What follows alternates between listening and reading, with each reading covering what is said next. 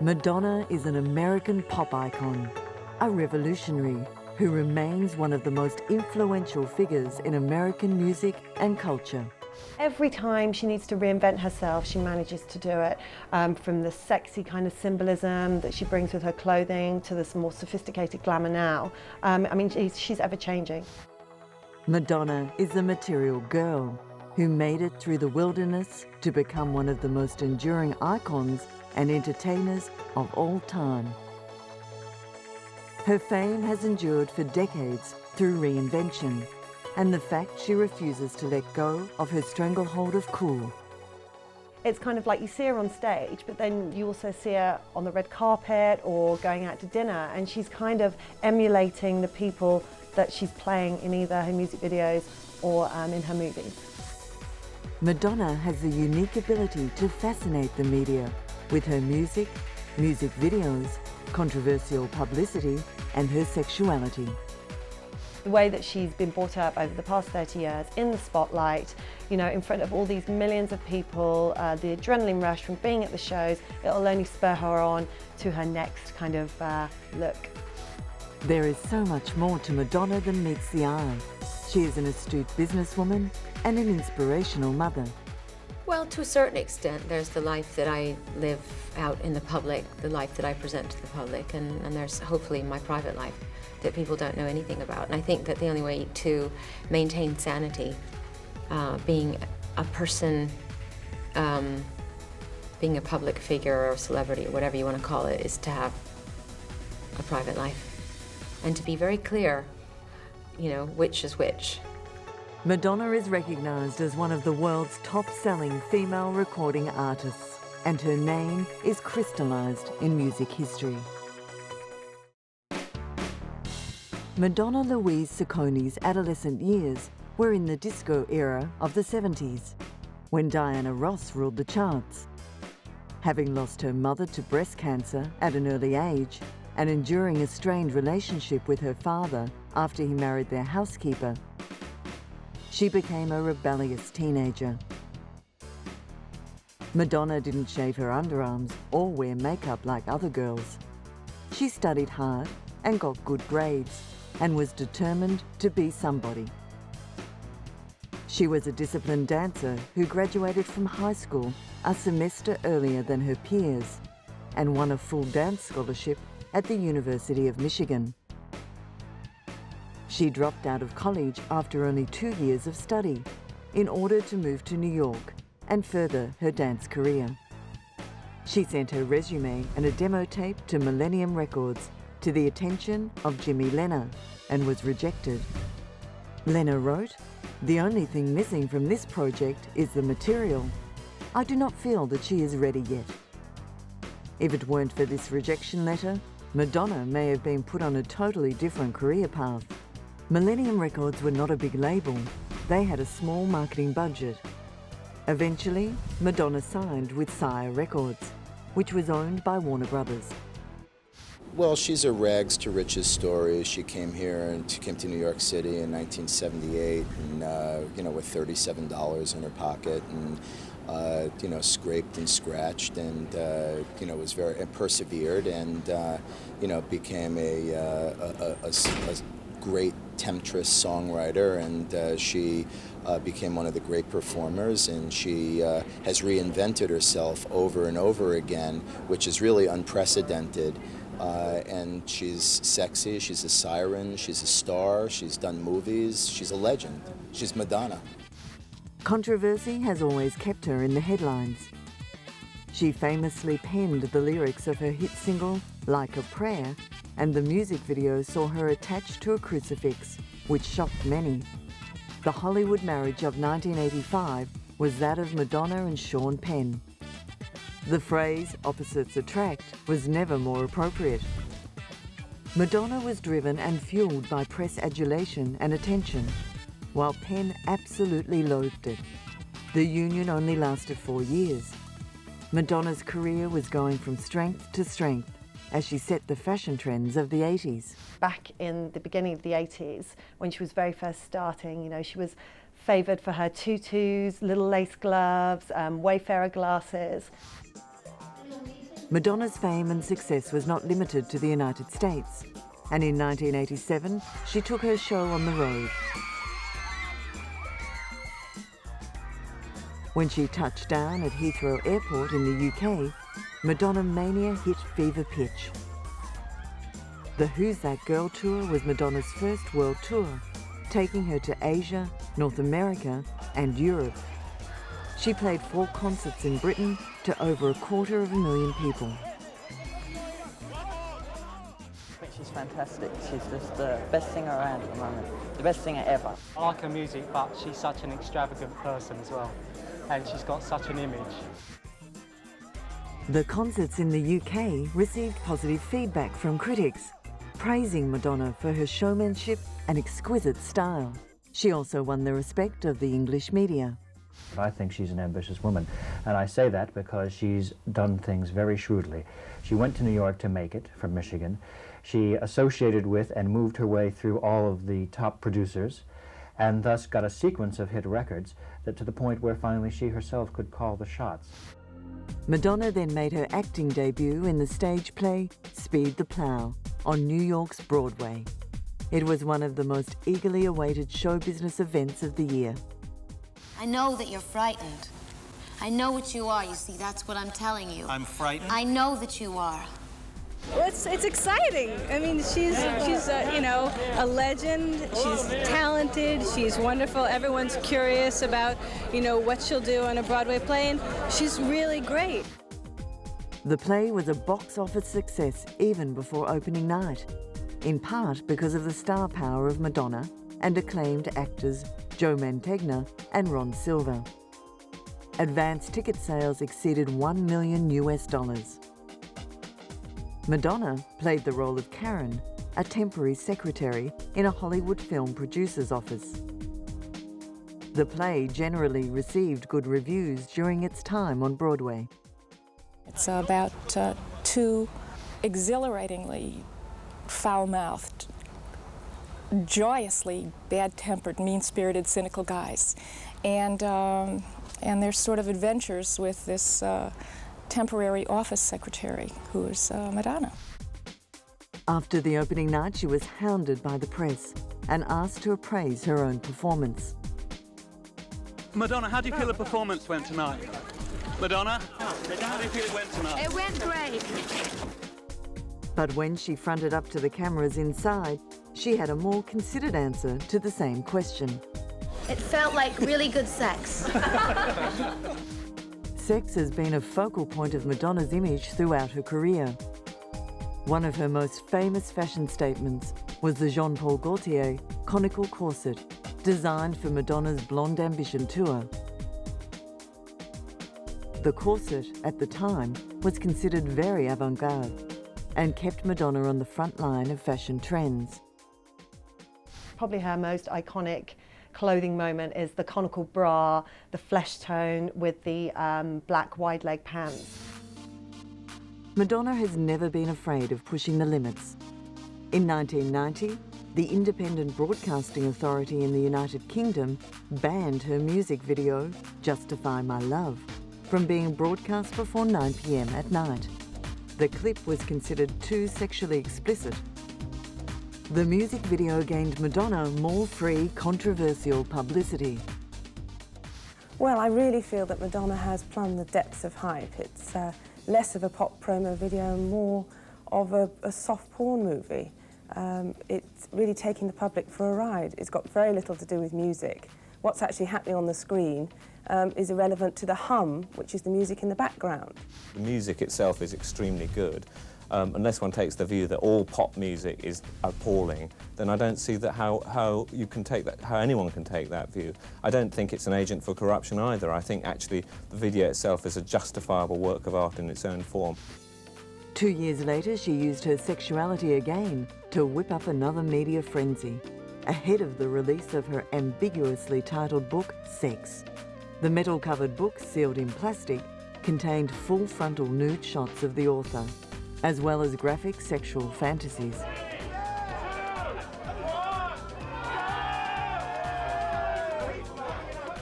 Demand for the book ran so high that one London bookstore decided to open up at midnight on the official release date to get ahead of the competition. The store even employed a Madonna lookalike in a bid to add to the hype. Within days, Sex had sold more than 1.5 million copies, neatly boosting publicity for the release of her forthcoming album, the equally provocatively titled Erotica. Under a court order, Madonna testified in the trial of a man that was accused of stalking her. She identified Mr. Hoskins as the man who came to her estate and threatened to slice her throat from ear to ear if she didn't agree to become his wife. She was reluctant to testify because she didn't want to be in the same room as the man who threatened her life. It's a constitutional right of my client to confront the witnesses against him. It's plain and simple. That's almost a no-brainer.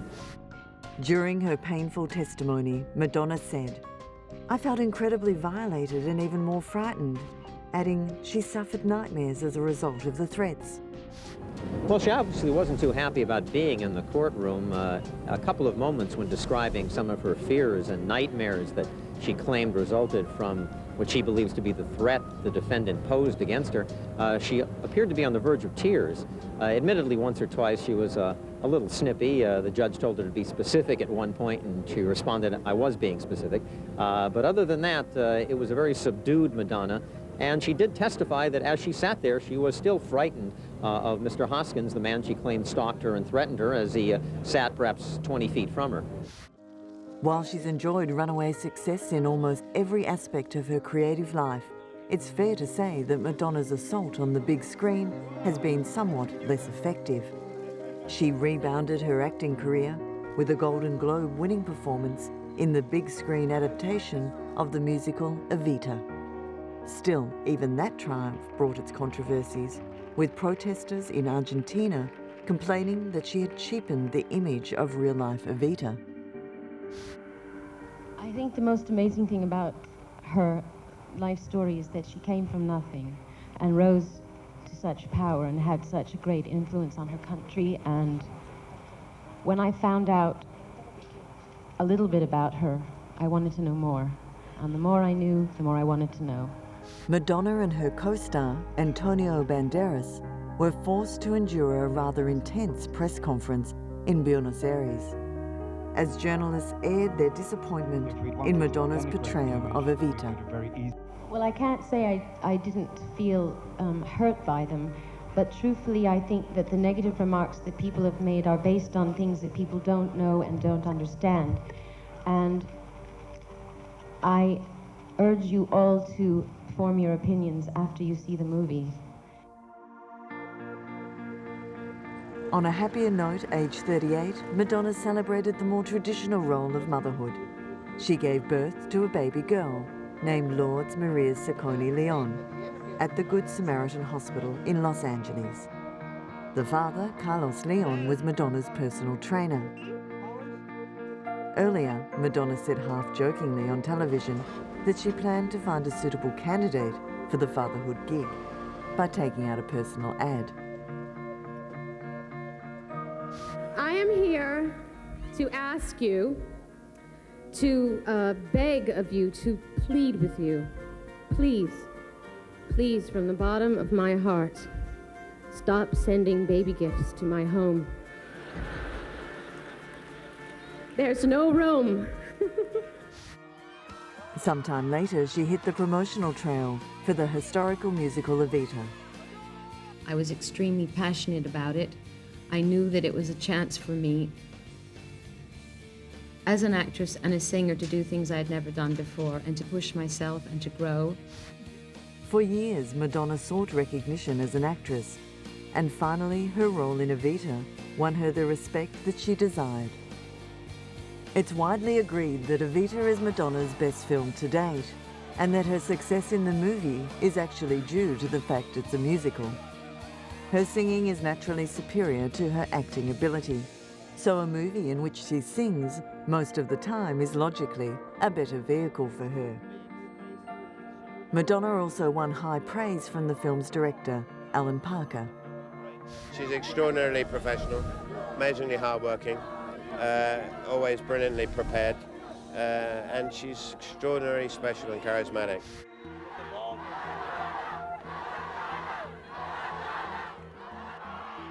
Evita's cast was on an all-time high at the Los Angeles premiere of the film. They went on to win an Oscar for Best Song and another 1997 Golden Globe Award for Best Motion Picture. With a production budget of $55 million, it cashed in over $140 million at the box office.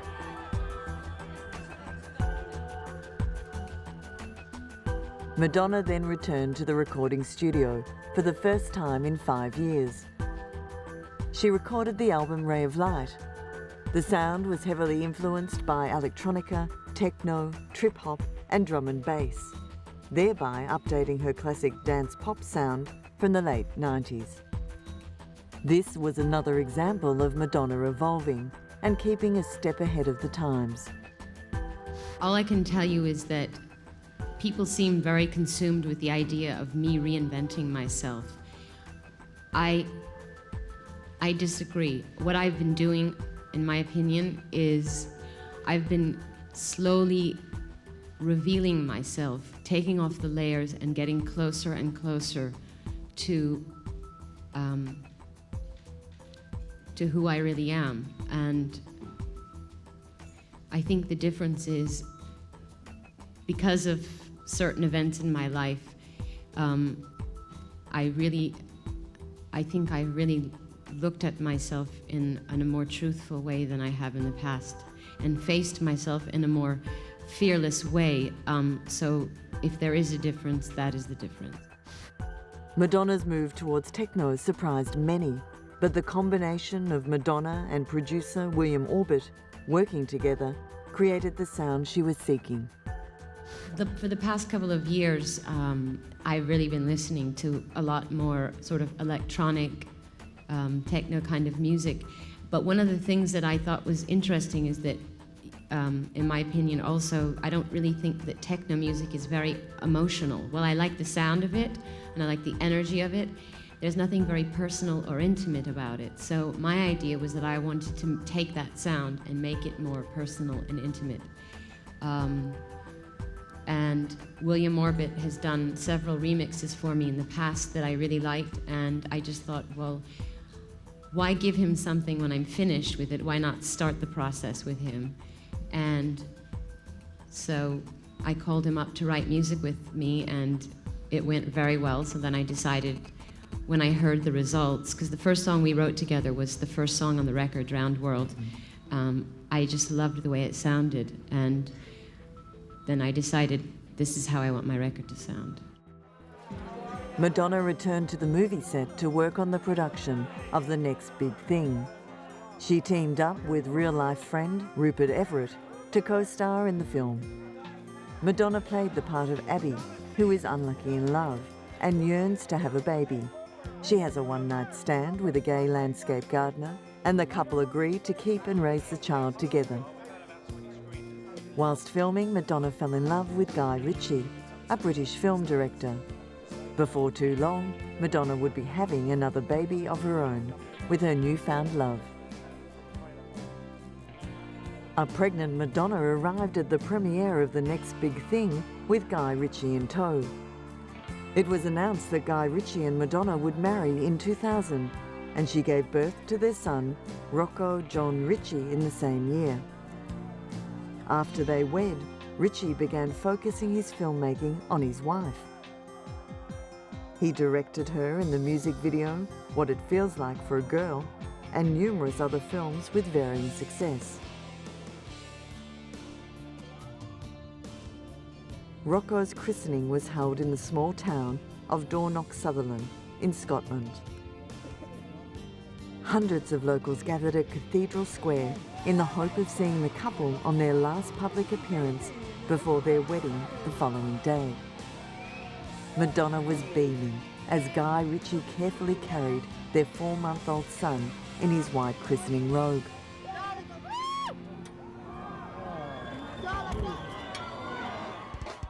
Madonna was understandably nervous before her first British concert in 7 years at the Brixton Academy in South London. The show pulled a world record webcast audience of 9 million. A lucky 3,500 ticket holders, including celebrities and competition winners from all over the world, were in attendance. Madonna's fans were simply blown away by her performance. Incredible, sensational, fantastic. Couldn't fault it. Her voice was incredible. It was just, I can't even recover. It was incredible. Absolutely incredible. The exclusivity of the tickets turned the show into a public relations triumph. A 42-year-old Madonna was thrilled after the show, which was a wonderful platform to launch her next album, titled Music.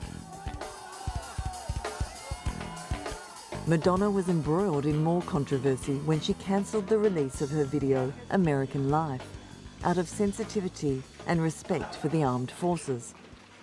I think that Madonna in the past has used extreme things and shock value and encouraged controversy for publicity. But I think in this instance, she genuinely doesn't want it released because of her support for the troops. I mean, she has said time and time again that she's anti-war and she's a pacifist, and the video is certainly an anti-war statement. The music video shows the ugly aspects of American culture. One scene featured Madonna tossing a grenade at a George Bush lookalike, who uses the grenade to light a cigar. In a written statement, Madonna said that the video was filmed before the Iraq War began, and she was blocking its release because she did not wish to offend anyone who might misinterpret its meaning. Well, I mean, Madonna's never been appropriate in pretty much anything she's ever done, and certainly the first thing she's going to attack are things that people think are inappropriate, which would be, for example, the military in a music video. And in this particular video, the military's at a fashion show. I mean, this is like, you know, her very unique way of expressing irony and of expressing her opinions. I mean, she's never been couth about anything that she decides to do, so that doesn't surprise me at all. Madonna reinvented herself again when she became a children's book author. She launched her book, The English Roses, in 100 countries and 30 languages in an unprecedented publishing blitz. She had clearly turned over a new leaf since she released her first book, Sex. Madonna had greatly toned down her image since becoming a mother and marrying Guy Ritchie. She said her studies into the mystical Kabbalah faith, an offshoot of Judaism, inspired her new venture. It is the widest release of any book in publishing history. Ladies and gentlemen, Madonna. Within hours of release, it went to number 7 on Amazon.com's bestseller list, and in time became a New York Times bestseller. When I published the book Sex, I was at a point in my life where I was interested in pushing boundaries and questioning society and dealing with taboo subjects, and I was into showing off, and I was interested in myself, essentially. And when I think about and obviously I'm writing children's books now, and I'm interested in children, and I look back at the journey that I've made from then until now, and I'm actually quite proud of my journey, because the sex book was about me and saying, hey, look at me, and the children's books were about hopefully imparting some wisdom to people, to children. Madonna hit the red carpet in New York to promote her documentary, I'm Gonna Tell You a Secret. The film chronicles Madonna's life whilst on the road during her reinvention tour, and reveals insights into her life and how she has changed in recent years. The Madonna on display in the film stands in great contrast to her first documentary of the same ilk, Truth or Dare, aka In Bed with Madonna, that was released in 1991. Well, I'm different. I mean, a lot's happened to me between that film and this film, so I've changed. My views in life have changed. Hopefully I've grown up, evolved. I have a family, I have children. And I don't know, I hope that the movie is a reflection of that evolution. The documentary also featured events on the tour such as dancer auditions, rehearsals, opening night, and continues all the way through to the final show of the tour in Israel. The film premiered commercial-free on MTV in the United States. Jason Akerlund directed the documentary. The film is about everything that she thinks is important in life right now, and it's a lot of spirituality, and it's a lot about creativity, and it's a lot about her thoughts and, you know, where she is today as a grown woman. I think, you know, this documentary is a big insight into so many areas of Madonna's life that I think people probably haven't seen yet, and even people that have followed her a long time don't really know what she's like with her family and what she's like with her band and what she's like with all those kind of things. I think she can be quite misunderstood for a lot of reasons. Ultimately, the film received mixed reviews, with Rolling Stone magazine stating that it lacks the dishy delights of the 1991 Truth or Dare doco, whilst The Guardian newspaper described it as fascinating. The Reinvention World Tour was Madonna's 6th concert tour. Fans flocked to the Great Western Forum in Los Angeles from all over the United States for the opening night. Madiva, who was really a man named Chris, dressed up as his favourite icon in full makeup and French Baroque corset and lacy bra. I'm here to see Madonna on my first stop of this tour. I'm going to 35 shows all across the country. The Reinvention Tour was a commercial success. Tickets were completely sold out as soon as dates and venues of the tour were announced, prompting the organisers to add more dates. After it wrapped up, the tour was named the highest grossing tour of 2004, earning $125 million, with 900,000 fans in attendance. The following year, Madonna arrived at Narita International Airport in Japan to promote the release of her album Confessions on the Dance Floor. The last time she visited Japan was way back in 1993. Warner Music Japan collected 200,000 signatures from fans in order to arrange Madonna's greatly anticipated visit.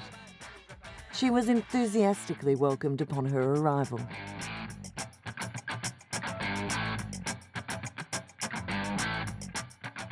Although her previous album, American Life, was filled with political messages, the Material Girl said it was time to lighten the mood. My last record was very political, but my documentary has some kind of political moments in it. And I think I was working on the record at the same time as making the movie, and I wanted to make dance music as an antidote to the seriousness of the film that I was making. So, I don't know, I don't like to repeat myself, don't like to stay in the same place for too long, and I'm in the mood to dance, so didn't think about it too much. It just, we started, Stuart Price and I, the guy that I co-produced and co-wrote the record with, we just started experimenting with things and Hung Up, which is the first single, was the first song we did together, and I said, okay, that's it. I love this song, and this is the direction I want the record to go in. Madonna's sustained longevity in the public arena is almost unprecedented. Other music icons such as Elvis and Jim Morrison eventually imploded as a result of the pressure and disorientation that comes with fame. I think it's hard for all of us. I think, you know, being famous and, you know, being in the public eye all the time and the pressure of that and pressure of people's expectations can weird you out, you know what I mean? And I think a lot of people compensate for that kind of pressure by doing things that are self-destructive, or they start to believe the hype, you know what I mean? And I do think you have to work at staying real and surround yourself with people who are. Madonna has always been a master at using the press to advance her own career, but now she also uses her fame for the greater good as an active humanitarian. One of her favourite charities is Spirituality for Kids. I would say the thing that I'm very involved with is, Spirituality for Kids. It's an organization that brings kids all over the world together to and kids from challenged living environments, kids from abused homes. I think that's like my biggest passion, and bringing kids together and giving them tools to deal with the challenges of life, and teaching them about human dignity and how to stand up for themselves. And I think that's a big one for me. Yeah.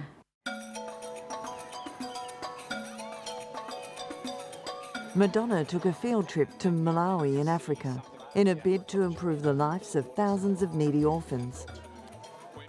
She visited orphans and met with government officials and charity workers as part of a campaign to highlight the plight of some 900,000 orphans in this impoverished nation, where AIDS has destroyed many families. Madonna has pledged to donate around $3 million to help these children. Since January, I've been involved with a foundation called Raising Malawi, which essentially it was created to look after the needs of orphans, and I guess I feel like it's in Africa, in Malawi, for instance, there are over 1 million orphans, and I feel like if you added up all the orphans in Africa, I don't know what it would come to, but it's an astronomically high number, and I feel like it's a problem in the world that we need to pay attention to. And so I did it for two reasons: one, to raise awareness, and one, to raise money. So moved by the plight of the children in Malawi, Madonna and husband Guy Ritchie attempted to adopt a little boy named David. The adoption caused a media furor. Due to objections within Malawi, the Madonna and Guy Ritchie had not met the legal requirements of living in the country. The case dominated international headlines. I was doing it privately, but when you do an inter-country adoption, then the government knows about it, and once the government knows about it, it's not private anymore. So it was my hope that it would be private as possible, but the press arrived and they started snooping around, and there was no way I could control that. Finally, the Malawian authorities waived local rules to grant Madonna the adoption. The child, David Banda, arrived at London's Heathrow Airport in the arms of Madonna's personal assistant, accompanied by a bodyguard and police escort. It's nice. It's lovely. It's so great to hold him, and he's just starting to walk, and just to see that the whole world being new again, and to see the world through his eyes is wonderful, and to see my older children with him. Although David would be raised in a Western society in England, Madonna insisted that she wants David to be in touch with his Malawian heritage and customs. I definitely want Malawi and his culture and his roots and his background to be a part of his life. I want him to learn to speak Chichewa. So I want to keep him connected to his culture and where he comes from. Madonna first visited Malawi in 2006. She said she enjoyed her time there, largely because most of the residents had no idea who she was. She was free to interact with the local people as a real person, rather than being perceived as a celebrity icon. They didn't, and that was wonderful. It was, and in fact, it was really nice when I first arrived to not be bothered at all in that way, and to be able to walk around through all the orphanages, and no one had a clue who I was. In fact, no one knew that I was anybody until the photographers showed up. And even then, they didn't know who I was. They just saw there was photographers everywhere, and then people started to say my name, and they didn't even know who they'd never heard of Madonna. And in Chichewa, the word Madonna means distinguished white lady, so I think they got very confused. Now that Madonna has David in her care, she wants to make a difference to more Malawian children's lives. Her plans include building an orphan care centre and to continue donating money to several other orphanages in the country. My short-term goals are to build an orphan care center that will service and reach at least 1,000 children. And I'm also actively involved in funding several orphanages that already exist. And building a Millennium Village with Jeffrey Sachs, which deals with agricultural, medical, education, providing clean water and health care for the orphans. And, you know, it's just the beginning. I mean, I want to do many other things, but, you know, I want to start slow, and I had to go to Malawi and get to know the lay of the land and see how best I could be of service.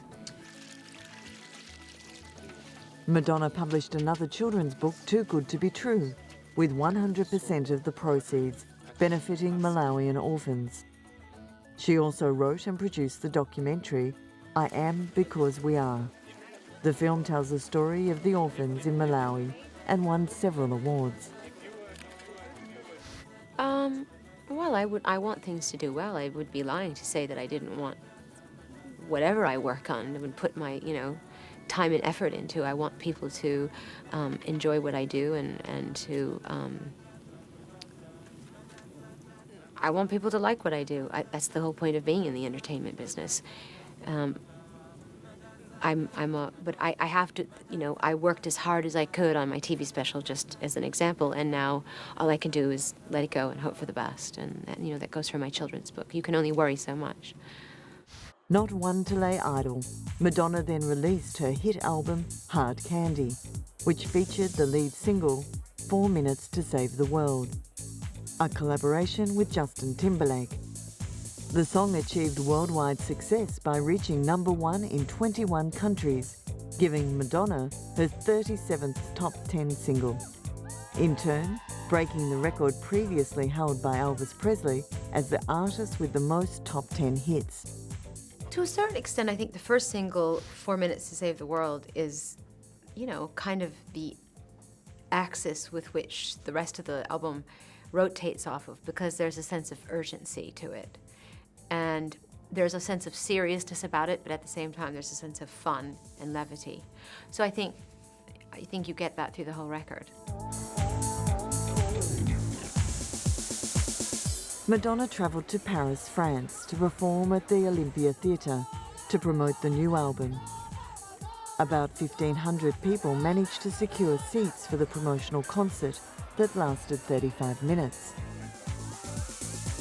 Despite approaching 50, Madonna strutted her stuff with a crew of hip-hop dancers in a pair of lace-up boots with 6-inch heels. In terms of creativity, the first place that I started expressing myself as an artist was through dance, and that's completely and utterly connected to music. So for me, becoming a songwriter and a singer and a performer was a perfect segue from dancing. And I think that even when I get involved in film projects, I always think of them in a very musical way. I think about what music's going to be scoring the scene. Music inspires me to write a scene. I feel like music is still very much an integral part of every aspect of my creativity. Few artists have such a diverse range of talents. Madonna is an accomplished author, producer, actress and fashion trendsetter, just to name a few. But creating music is her greatest love. I'm always going to want to write music, and I just feel like music speaks to people in a way and that no other art form can, and it is, in my opinion, the most accessible art form. So yeah, you could say it's my first love, yes. The premiere of I Am Because We Are, Madonna's documentary about orphans in Malawi, was staged at the Tribeca Film Festival in New York. The film received positive reviews in the media. The Times gave it 4 out of 5 stars and wrote, "This rich material makes for a completely absorbing film." Well, it was important for me to make this film because when I heard about the story, when I heard about the hardships that all the children in Malawi were experiencing, and I understood the details of their suffering, I sort of couldn't, I mean, you hear stories all the time about things going on around the world and you feel crushed by them, but there was something about this story, I don't know why, but it just was that moment in my life where I said, okay, I've got to do something, so I jumped in, and I ended up going on the journey of a lifetime. The documentary describes the journey that Madonna embarked on when exploring the lives of children who have been orphaned due to AIDS and the suffering that they have endured. She leads the audience through many heart-wrenching stories that ultimately remind us of how interconnected we are. This project is closer to my heart than anything I've ever done. Yeah. Yeah. And why? Because it's about children, and because it's about children in need, and because through making this film, I met my son. So there's a lot of importance attached to it. Yeah. Having a documentary under her belt, Madonna set her sights even higher. She made her feature film directorial debut on the production of Filth and Wisdom.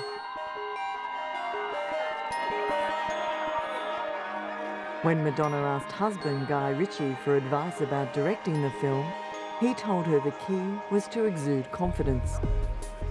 Confidence has never been in short supply for the queen of reinvention, and she enjoyed making the film so much she was now considering making a career of it. The movie was unveiled at the Berlin Film Festival and was the hottest ticket in town. Well, the movie is really about two things. It's about the duality of life, and it's also about the struggle with that duality. And Filth and Wisdom is the ultimate duality. It sounds like they're at complete opposite ends of the spectrum, but in fact, they're not that far apart. And I think that what I was trying to say with the film is that you can learn and find enlightenment in either place. You can find wisdom and filth and vice versa. The movie focuses on a character called AK, an aspiring musician, and Holly, a ballerina who reluctantly becomes a stripper. Their individual stories are close to Madonna's heart. If I look back to the beginning of my career, I mean, I can recall those moments of struggle like it was yesterday. And there are aspects of Holly, Juliet, and AK's struggle that I could relate to completely, and I could access that memory and put it into the story. The Cinema Society and Dolce & Gabbana hosted the New York premiere of Filth and Wisdom at the Sunshine Cinema. Madonna hit the red carpet solo without Guy Ritchie and seemed at ease when talking to the press. I've been wanting to make a film for years, and I just decided to stop moaning about it and do it. Yeah. A-list friends and fans of Madonna flooded the downtown theatre for the premiere.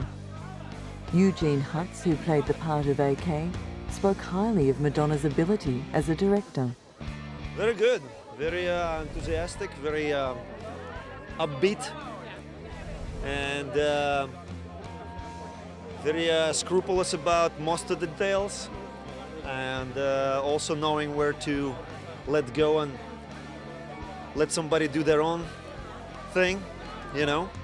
Naomi Watts, Brooke Shields, Jason Briggs, and Erica Christensen were all there to lend their support. But Erica, who is a huge fan of Madonna, struggled to choose her favourite song. That's so difficult! The most difficult question ever. What do you sing in the show? Which, like Lucky Star. That's a good way to figure it out. Probably, I guess I would have to go old school. Yeah, 80s Madonna. I think Like a Virgin is probably one of my favorites, I'd have to say. And I really love her. I love what's happened with her since she's been studying Kabbalah. I think that's really done something quite extraordinary to her. And I think what she's done is come out to a lot of people and sort of spoken about the last taboo, which is people's spirituality. And I think that's really important. Following an emotional divorce with Guy Ritchie, Madonna travelled back to Malawi to adopt 3-year-old Chifundo Mercy James. Madonna won permission to adopt a second child from Malawi after the country's highest court overturned an earlier decision that rejected her application. The Chief Justice said Madonna's commitment to disadvantaged children and the funds that she has raised for the Malawi charity serving 25,000 orphan children should have been taken into account. He also said Mercy could either stay at the orphanage without the love of a family and live with the possibility of destitution, or be with Madonna, where she is assured of love. Every child has the right to love. Clearly, Madonna has plenty of love to give to her young family.